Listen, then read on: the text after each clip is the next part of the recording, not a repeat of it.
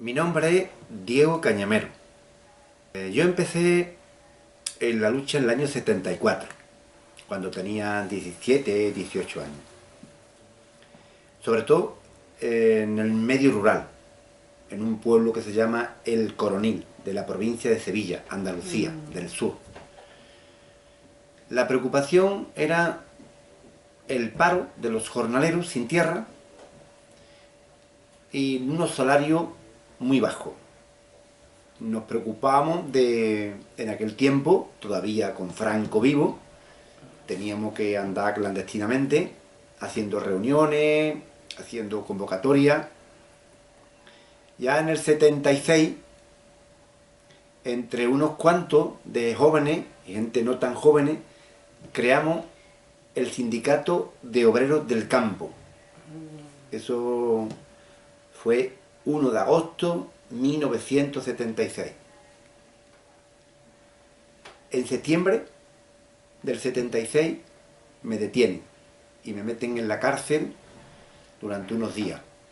Me juzgan por lo militar, porque todavía no había democracia. Cuando me ponen en libertad, al poco tiempo, un mes después, me vuelven a detener en un pueblo que se llama Cantillana, de la provincia de Sevilla, y sí, me dan una paliza en el cuartel de la Guardia Civil durante varias horas. Me ponen en libertad. A partir de esa fecha, yo me involucro en la lucha sindical, en la lucha de los trabajadores del campo. En el 78 se hacen las primeras ocupaciones de tierra, año 78. También me vuelven a detener, en esta ocasión, en un pueblo de Granada ya, Motril. Me detuvieron también unos días y me pusieron en libertad. En el año 77 celebramos el primer congreso del sindicato, Obreros del Campo, y me eligen como responsable de una permanente. Mi responsabilidad es secretario de organización. En el año 84 me eligen secretario general del SOC, del Sindicato Obrero del Campo en Andalucía, año 84. En el año 87 me presento para la alcaldía como alcalde en mi pueblo y salgo elegido con mayoría. Ahí estuve 10 años compatibilizando secretario general del SOC y alcalde del Coronil. A los 10 años dimito con mayoría absoluta para dedicarme al sindicalismo. En el año 2007 se crea un sindicato más amplio, Sindicato Andaluz de Trabajadores. Me nombran secretario general por unanimidad de todos los asistentes, unos 500 delegados de toda Andalucía. A partir de ahí, mi vida siempre ha sido la lucha sindical. Me habrán detenido unas 70 veces, he estado 5 veces en la cárcel, habré celebrado, calculo, 60 juicios. A partir del 2010 me he declarado insumiso judicial. No atiendo ninguna llamada de ningún juez. Ni voy a juicio, ni atiendo llamadas para declarar. Eso me está costando que me detienen de vez en cuando. Ahora ya más adelante, en el 2015, me plantearon de presentarme por Unidos Podemos en la provincia de Jaén, una provincia que es de Andalucía, Jaén, con mucho paro, con 97 municipios, y he salido elegido diputado en el Congreso de Madrid. Soy jornalero, nunca estuve en la escuela, jamás pisé un colegio, empecé a trabajar con 8 años, recuerdo que ganaba, bueno, en peseta, no se sabrá en Brasil, pero 30 pesetas al día, de sol a sol, trabajando. Soy de una familia pobre, jornalera, trabajadora del campo, y bueno, ahora tengo esta responsabilidad, la responsabilidad de diputado por Unidos Podemos en Madrid. Podemos surge por todo un proceso político del 15M, después del 15M, que ha cuestionado mucho los liderazgos y la representación política tradicional. En tu opinión, ¿cuál es la característica del liderazgo de Podemos? ¿Cuáles son las principales diferencias del liderazgo de Podemos de los liderazgos, por así decirlo, tradicionales? Yo creo que Podemos surge en una situación económica de sufrimiento del pueblo. Año 2007, cuando la crisis golpea muchos sectores, construcción, hostelería, campo, golpea con mucha dureza, el paro va creciendo, entonces hay un levantamiento de la gente que empiezan a surgir movilizaciones de masa. Médicos, temas de la enseñanza, la sanidad, los jornaleros, los mineros, los sin techo, los desahuciados, 15M, todo eso surge en esa coyuntura política. Y en esa coyuntura política se acierta en proponer un proyecto nuevo, distinto a lo viejo, con un cercano al pueblo, con un lenguaje cercano al pueblo, con apartado de los privilegios, ahí surge el problema. Pero esa ola gigante no es del 15M solo, sino es de muchas situaciones que se estaban dando en el Estado.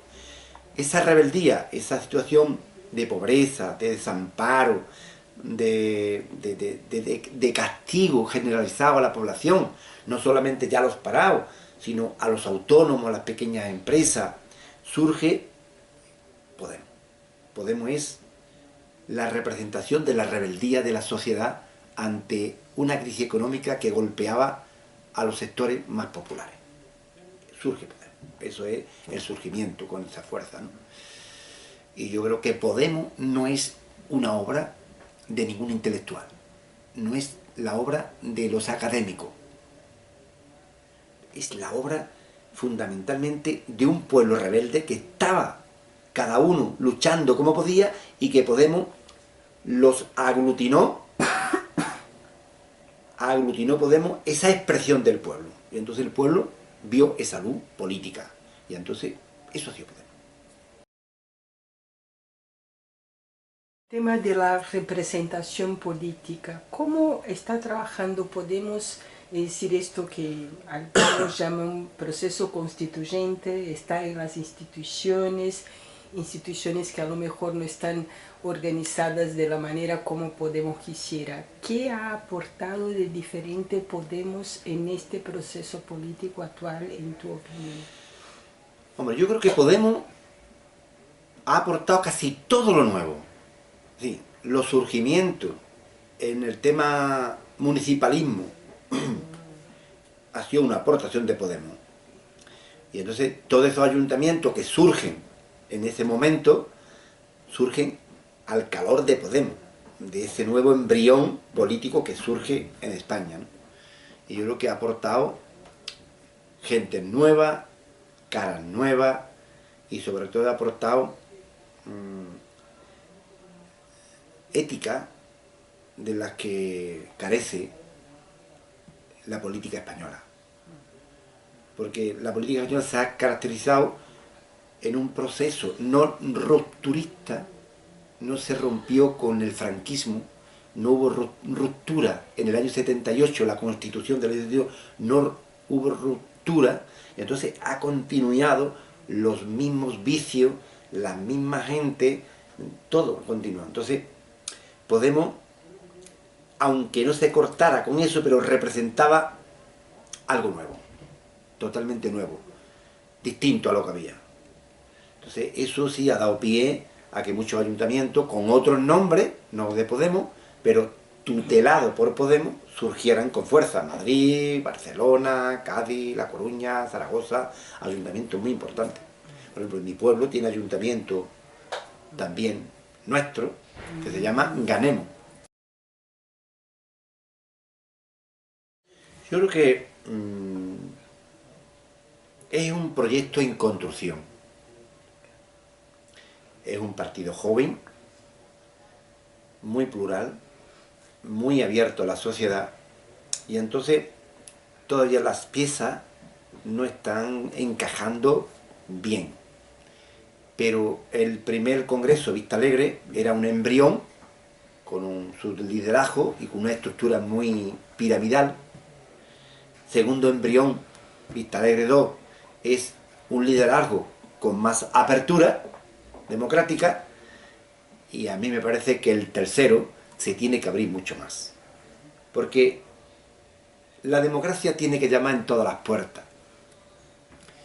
A mí me parece que un proyecto que quiere transformar España, quiere gobernar y lanzar un mensaje al mundo de que es posible otro tipo de política, comportamiento, la democracia tiene que ser la columna vertebral por la que la ciudadanía se empodera. Todo. Y sobre todo necesitamos un Podemos estructurado. Barrios, pueblos, ciudades, en todos los lugares. Porque los liderazgos sin base es como un edificio que no tiene cimiento. Llega un terremoto y al suelo. Entonces hace falta cimentación, hace falta estructuración, vertebración en la sociedad. Y con eso, vertebración fuerte, seguro que los liderazgos de Podemos estarán siempre muy vigilados, muy condicionados. Porque cuando los dirigentes o los liderazgos personales no tienen una vigilancia constante del pueblo, las alfombras son muy peligrosas para todo el mundo. Los dineros, las tentaciones, el poder, todo eso es muy peligroso. Por eso yo creo que tenemos que vivir como el pueblo. Si representamos al pueblo, no puede vivir distinto al pueblo, de manera distinta al pueblo. Porque la política es devoción, es creer en cambiar las cosas. La política no es un privilegio, ni puede vivir de ella, ni tú puedes utilizarla para vivir de la política. Porque quien te pone aquí es la gente que quieren cambio, que quieren mejorar su vida. Y si no respondemos a lo que la gente quiere, lo estamos traicionando. Entonces es muy importante que los liderazgos estén siempre muy controlados por el pueblo. Y sobre todo, cero privilegio. Aquí no debe de haber ningún privilegio con el resto de la ciudadanía. Salarios acorde con el pueblo y todo acorde con el pueblo.